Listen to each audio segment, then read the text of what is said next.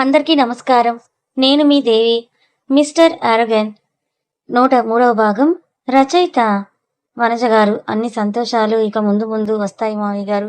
మీరు ప్రిపేర్డ్‌గా ఉండండి అని చెప్పింది త్రిపద. వావ్! అయితే ఈ శుభ సందర్భంలో క్రిష్ బావ నిన్ను మీ భార్య క్రిష్ గారు అని కాకుండా బావ అని పిలుస్తుంది. ఏదో ఒకసారి పిలవమని మీరు ఆదేశించండి మా అక్కని అని అంటూ మహిత పుల్ల వేసేసరికి త్రిపద తనని చూసిన క్రిష్ కళ్ళకి కలవరపడింది. అలా సిగ్గుపడితే అవ్వదమ్మా చెప్పు. మా బావని నువ్వు ఎప్పుడు బావ అని పిలుస్తావు అంటూ మహిత గోల చేసేసరికి క్రిష్ చూపులకి కలవరపడిన త్రిపద అవన్నీ ఇప్పుడెందుకే అని తప్పించుకోబోతుంటే ఆమెను లాగి హరితకి ఇంకో పక్క కూర్చోబెట్టిన మహిత అదంతా కుదరదు. నువ్వు బావ అని క్రిష్ బావని పిలవాల్సిందే. ముందంటే భయం. ఇప్పుడు నీ సొంత హస్బెండ్‌నే కదా అక్క! ఎందుకంత ఫీలవుతున్నావు అంటూ మహిత అడిగేసరికి క్రిష్ తనని చూస్తున్నాడని పూర్తిగా కళ్ళు నేలకు అప్పగించేసిన త్రిపద ఒక స్పెషల్ మూమెంట్‌లో పిలుస్తాను. అప్పటి వరకు నేను ఆయన్ని క్రిష్ గారని మాత్రమే పిలుస్తానంటూ ఎవరు చెప్తున్నా వినకుండా పిలుస్తున్నా కూడా వంటింట్లోకి తుర్రుమంటుంది. ఆమెను చూసి అందరూ నవ్వుకున్నారు. క్రిష్ అయితే వెళ్తున్న త్రిపద వైపే అలా చూస్తుండిపోయాడు. కమలకు పాలు తాగించిన శర్మగారు ఆమె వెంటనే పడుకుంటానని అంటే వద్దు అంటూ ఆ రూమ్‌లోనే ఆమె చేయి పట్టుకొని అటువైపు, ఇటువైపు నడిపించారు. ఫస్ట్ టైమ్ భర్తలో ఇంత మార్పుని చూస్తున్న ఆవిడ మనసు అసలు ఇది నిజమా? అబద్ధమా? అంటూ నమ్మలేకపోయింది. కాసేపు వాక్ చేయించాక కూర్చోబెట్టిన ఆయన మహితను రూమ్‌లో నుండే పిలుస్తున్నారు. ఇప్పుడు అదెందుకండి అని కమల అడిగితే టాబ్లెట్స్ వేసుకోవడానికి టైం అవుతుంది కదా! భోజనం తీసుకువస్తుందని అంటూ శర్మగారు అనేసరికి తనేదైనా పనిలో ఉందేమో, నేను వెళ్లి తెచ్చుకుంటానులెండి అంటూ కమల పైకి లేవబోతే ఆమె వైపే సీరియస్‌గా చూసి ఆపేసిన శర్మగారు, ఎందుకు చెప్పిన మాట వినవు? ఇక్కడే ఉండు. నేనే వెళ్లి అడిగి తీసుకొస్తానంటూ బయటకొచ్చేసరికి అందరూ హాల్‌లోనే దర్శనమిచ్చారు. మహిత ప్రకాష్ గారి పక్కన కూర్చొని సరదాగా మాట్లాడుతూ నవ్వడం ఆయనకి ఏమాత్రం జీర్ణించుకోలేని విషయం. చిన్నమ్మాయి అని గట్టిగా అరుద్దామనుకున్నారు కానీ అది తన ఇల్లు కాదు. ప్రకాష్ ఒక చూపు చూసినా కూడా ఆయన భరించలేరు కాబట్టి సైలెంట్‌గా డైనింగ్ టేబుల్ దగ్గరికి వెళ్ళిపోతుంటే ఆయనను చూసిన ప్రకాష్, హరిత గారులు పైకి లేచి ఆయన దగ్గరికి వెళ్లి ఇప్పుడు కమలకెలా ఉంది శర్మ అని ప్రకాష్ గారు అడగటంతో ఆయన వైపు ఒక లుక్కిచ్చి, జరిగింది మీ చిన్న మేనకోడలు చెప్పే ఉంటుంది కదా అన్నారాయన. కిచెన్‌లో నుండి బయటకొచ్చిన త్రిపద డైనింగ్ టేబుల్ దగ్గర శర్మగారు ఉండటం చూసి అత్తయ్యకు భోజనం కోసమేమో అనుకుని ఫాస్ట్‌గా ప్లేట్‌లో అన్నీ వడ్డించి ఆయన చేతికిస్తుంటే, మహిత తను ఎంటర్ అవ్వాల్సిన టైం వచ్చేసిందనుకుంటూ మావయ్య బ్యాగులన్నీ సర్దేశాను. రాత్రికి టికెట్లు కూడా బుక్ చేసేశాను. మన ధర్మపురంకి వెళ్తున్నాం కదా! అంటూ అమాయకంగా అడిగేసరికి క్రిష్ ఒక క్షణం షాకయి చూశాడు. ఇది ఇప్పటివరకు నవ్వుతూ మాట్లాడుతూనే ఉంది. మరి సడెన్‌గా ఏంటి అని. ప్రకాష్ గారు కూడా మహిత సైగలకి సైలెంట్ అయిపోవడంతో శర్మగారు మహిత వంక చూస్తూ కమలకు వరుసగా కొన్ని రోజులు ట్రీట్మెంట్ ఇవ్వాలన్నారు కదా! మరి అప్పుడే వెళ్ళిపోదాం అంటావేంటి మహిత అని అంటూ ఆయన అడిగేసరికి, అయ్యో! ఇది మరీ బావుంది మావయ్య గారు. మనమేదో చుట్టం చూపుగా మీ మేనకోడలు పెళ్లి చేసుకున్న ఇంటికి ఒక్కరోజు తలదాచుకోవడానికొచ్చాము. అంతే. ఇలా వారాలు వారాలు అత్తయ్యకి ట్రీట్మెంట్ జరిగిందని రోజులు ఇక్కడే ఉంటామా ఏంటి? అలా ఎలా చెప్పండి? వాళ్ళైనా ఒప్పుకోవద్దా? అలా కాదు. మనము వాళ్ళం బంధువులము. ఇద్దరం మంచి సమయం స్పెండ్ చేస్తూ ఒకరి బాధలు ఒకరు పంచుకుంటూ, ఒకరి హ్యాపీనెస్‌లో ఒకరు తోడుగా ఉంటూ, కలిసిపోయిన బంధువులమైతే స్వేచ్ఛగా, హక్కుగా ఈ ఇంట్లోనే వారాలేంటి నెలలైనా ఉండొచ్చు కానీ, మనం అలా లేం కదా! మీ మేనకోడలిచ్చిన ఇంటికి ఇలా వారాలు ఉండటం ఏమైనా సవ్యమా మావయ్య గారు? పోనీ కనీసం మీరు మీ పాత స్నేహితుడి ఇంటికొచ్చారని అయినా ఆయనతో మాట్లాడుతున్నారా? లేదు కదా! మరెందుకు ఇక్కడ ఉండాలి? పర్వాలేదులెండి. అత్తయ్యకి నేను టాబ్లెట్స్ తీసుకున్నాను కదా! కావాలంటే మళ్ళీ వారం తర్వాత వద్దామంటూ మహిత అమాయకంగా నటించేసరికి శర్మగారు ఆలోచనలో పడితే, ప్రకాష్ గారు మాత్రం ఏం మాట్లాడుతున్నావు మహిత? నువ్వు అసలు మీరంటూ పుట్టకముందే మా స్నేహం మొదలైంది. అప్పటినుంచి నాకు శర్మ తెలిసినవాడే. నా స్నేహితుడే. ఇప్పుడేదో పరాయి ఇంటికొచ్చినట్లు అలా చూస్తావేంటి? మీకంటే ముందు నుండి ఉంది మా బంధం. శర్మగారి స్నేహితుల ఇంటికి ఆయన వచ్చారు. ఎన్ని రోజులైనా ఉండే హక్కు ఆయనకుంది అంటూ ప్రకాష్ గారు అనగానే ఎవరో శర్మగారి చెంప చెల్లుమనిపించినట్లుగా అయింది. మంచి మనిషే అనుకున్నారు కానీ నంబర్ 1 పాయింట్ ఆయన వేరే కులం. నంబర్ 2 ఈయన వల్లే త్రిపుర గారు తనని పెళ్లి చేసుకోకుండా వెళ్ళిపోయారని మైండ్‌లో పెట్టుకున్న శర్మగారు ఎటూ తేల్చుకోలేక భోజనం ప్లేట్ పట్టుకొని అలాగే నిలబడుతుండేసరికి మొదటిసారి భయపడుతూ అయినా శర్మగారిని పట్టుకున్న త్రిపద, ఇవన్నీ అనవసరం మావయ్య గారు. ఇది మీ మేనకోడలి ఇల్లే అనుకోండి. నేను మీకు ఇంకొక కూతురు లాంటిదాన్నే కదా! పోనీ కూతురే ఇంటికొచ్చాననుకుని అనుకోండి. అత్తయ్య గారి ఆరోగ్యం బాగయ్యే వరకు ఇక్కడే ఉండండి. మీరెలాంటి గిల్టీ ఫీల్ అవ్వాల్సిన అవసరం లేదని చెప్పేసరికి ఎన్నెన్ని మాటలన్నాను. ఆమె ఈరోజు తలుచుకుంటే నేను తన ఇంట్లో ఉన్నానని కనీసం వాళ్ళ ముఖాల వైపు కూడా చూడకుండా ఉండొచ్చు. కానీ త్రిపద వ్యక్తిత్వం ఏంటో అక్కడే శర్మగారికి క్లియర్‌గా అర్థం కావడంతో ఆయన క్షమాపణలు చెప్పడానికి ఇగో ఇంకా ఏజ్ కూడా అడ్డం వస్తోంది కాబట్టి ఆమె తల నిమిరి భోజనం ప్లేట్ రూమ్‌లోకి తీసుకెళ్ళిపోయారు శర్మగారు. ఆయన అలా వెళ్ళడం ఆలస్యం. గంతులేసిన మహిత వావ్! మా మామయ్య గారిలో మార్పొచ్చిందోచ్ అంటూ డాన్స్ వేస్తూ, ఎగురుతూ ఉంటే ఆమెను చూసి అందరూ మనసారా నవ్వుకున్నారు. నెక్స్ట్ డే ఉదయం హాల్‌లో బ్రేక్‌ఫాస్ట్ జరుగుతూ ఉండగా శర్మగారికి, కమలకి సెపరేట్ బ్రేక్‌ఫాస్ట్ ఆల్రెడీ వెళ్ళిపోయింది. ఇప్పుడు బృందావనం వాసులు మాత్రమే అక్కడ ఉన్నారు. క్రిష్ ఇడ్లీ తుంచి చట్నీలో ముంచుతున్నా అతన్ని పిలిచారు ప్రకాష్ గారు. ఏంటన్నట్లు అతను తలెత్తడంతో ఎల్లుండి ఫంక్షన్ కోసం ఏర్పాట్లు చేస్తున్నానని చెప్పగానే మీ ఇష్టం అన్నట్లు తలూపాడు క్రిష్. ఓన్లీ బిజినెస్ సర్కిల్ వాళ్ళని పిలవమంటావా? లేదంటే ఎలా? నువ్వు ఏమైనా అనుకుంటున్నావా? అని ప్రకాష్ గారు అడగటంతో మీ కొడుకు పెళ్లి మీరు ఎలా చేయాలనుకున్నారో అలా మీ ప్లాన్ ప్రకారం చేసుకొనెళ్ళండని చెప్పేసి హ్యాండ్ వాష్ చేసుకొని క్రిష్ వెళ్ళిపోగానే ప్రకాష్ గారు గడగడ నీళ్ళు తాగేస్తూ హరిత వాడేమన్నాడని ఆశ్చర్యపోతూ అడుగుతూ ఉంటే హరిత నవ్వుతూ నిన్న నన్నేదో అన్నారు ఎందుకంత ఫీల్ అవుతున్నావని మరి ఇప్పుడేంటి మీరు ఇడ్లీ గొంతుకు అడ్డం పడిందని అడగటంతో ఏ గమ్మునుండే వాడు ఏమన్నాడంటూ ప్రకాష్ గారు అడిగేసరికి మిమ్మల్ని నాన్న అని ఇండైరెక్ట్ గా అన్నారంటూ హరిత చెప్పగానే ఇక తినకుండానే ప్రకాష్ గారి కడుపు నిండిపోయింది.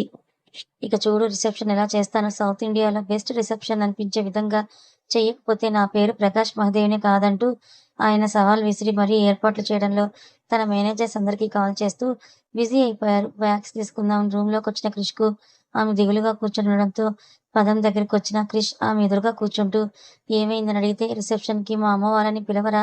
అని ఆమె అడిగితే నీకసలు బుర్ర ఉందా?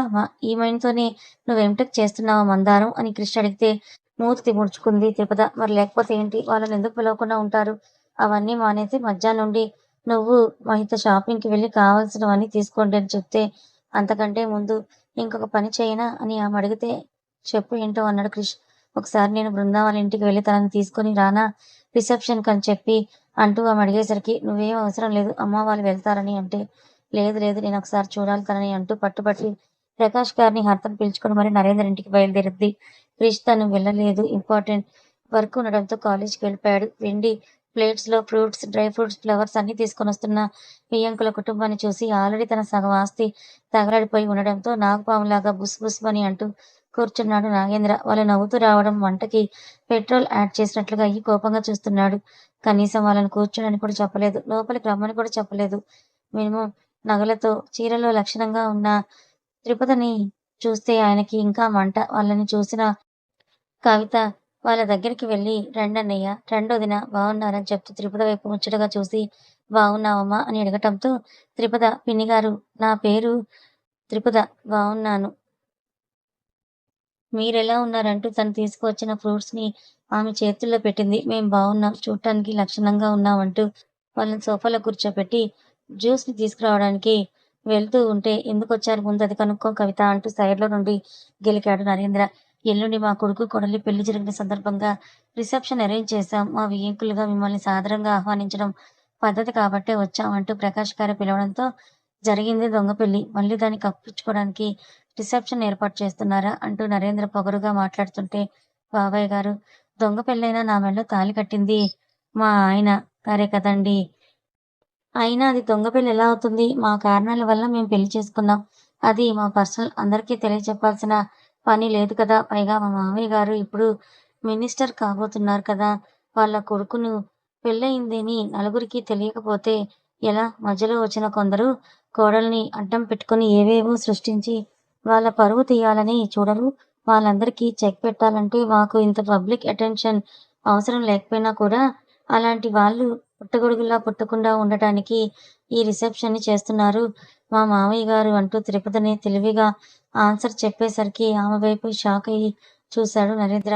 ఈ పిల్ల నేననుకున్న దానికంటే తక్కువేం లేదుగా అని అనుకుంటూ.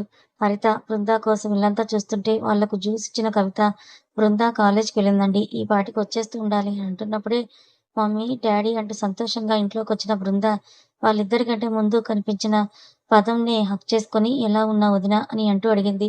కుశల ప్రశ్నలన్నీ అయ్యాక వాళ్ళు వచ్చిన సారాంశం తెలుసుకున్న బృంద వీళ్ళు పంపిస్తారా లేదా అన్నట్లుగా నరేంద్ర, కవితలను చూస్తూ ఉంటే వాళ్ళు మాత్రం మీ ఆయన్ని అడిగి వెళ్ళు అని చెప్పేసరికి ఇంట్లో లేని ఆర్య కోసం ఆలోచిస్తోంది బృంద. ఇంక వెయిట్ చేయడం తన వల్ల కాక బృందాని ఆర్యకి కాల్ చేస్తే అతను మాత్రం లిఫ్ట్ చేయలేదు. ఒకవైపేమో పుట్టింటికి వెళ్ళాలని మనసు పీగుతున్నా కూడా ఇక్కడ వీళ్ళ గౌరవం మంటగలిపిపోవడం బృందాకిష్టం లేదు. అందుకే అతను రావడం కోసమే వెయిట్ చేస్తూ ఉంటే ప్రకాష్ గారు, హరిత కూడా ఇంకా వేరే వాళ్ళని ఇన్వైట్ చేయడానికి వెళ్ళాలనుకున్నట్లుగా ఇబ్బందిగా కదులుతూ ఉన్నారు. వీళ్ళందరినీ అబ్జర్వ్ చేసిన త్రిపద, "మామయ్య గారు, మీరు ఇంకా చాలా మందిని పిలవాలనుకుంటా కదా! మీరు వెళ్ళండి.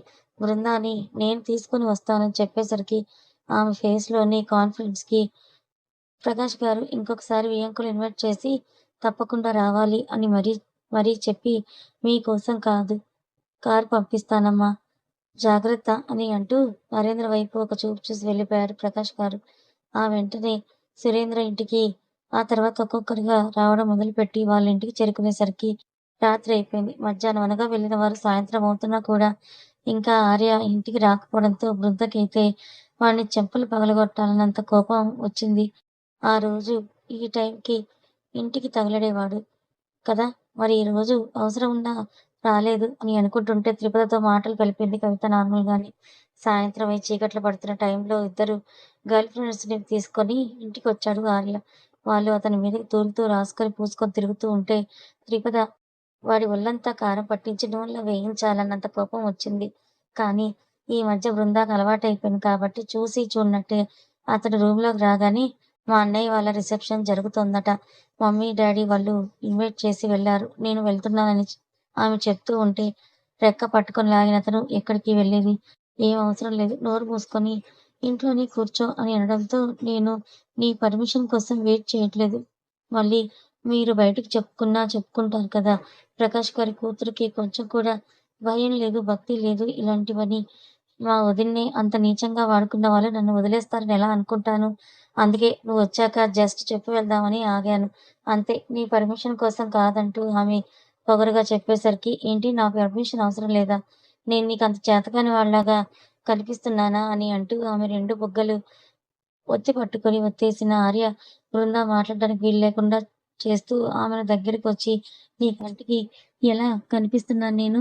అని అంటూ మీదికి వెళ్తూ ఉంటే ఓపెన్‌లో ఉన్న డోర్‌కి లోపలికి వెళ్ళడం కరెక్ట్ కాదని తెలిసినా కూడా వెళ్ళిన త్రిపతి అతని భుజం పట్టి తన శక్తి మేర వెనక్కి లాగింది.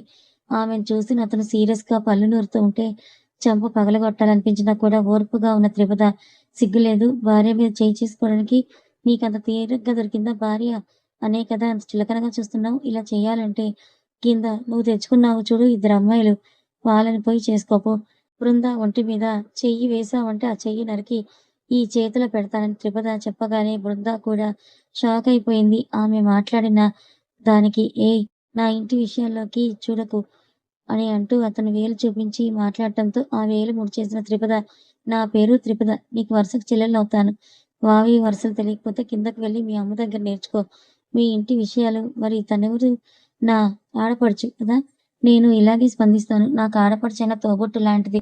మీ నాన్నని చూసైనా ఆయనలాగా నేర్చుకోవడం కాదురా! కొంచెమైనా మనిషిలాగా బ్రతుకు" అని సీరియస్‌గా చెప్పి, "తనను నీకు వాల్యూ ఇవ్వాలి అంటే ఇలా మీ నాన్న సంపాదించిన దాంతో తాగి తిరగడం కాదు. నీ కాళ్ళ మీదే నువ్వు నిలబడి అంతో ఇంతో సంపాదించు. అప్పుడు తను నీకు రెస్పెక్ట్, వాల్యూ ఇవ్వకపోతే నా దగ్గరికొచ్చి అడుగు" అని త్రిపద అనగానే, "అబ్బా!